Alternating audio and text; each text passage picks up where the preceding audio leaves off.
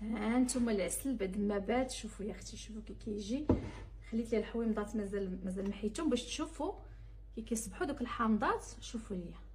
المهم شوفوا العسل بعدا، شوفوا العسل خاصو يجي خاطر بحال هكا، يجي قاصح، ما يجيناش العسل مطلوق.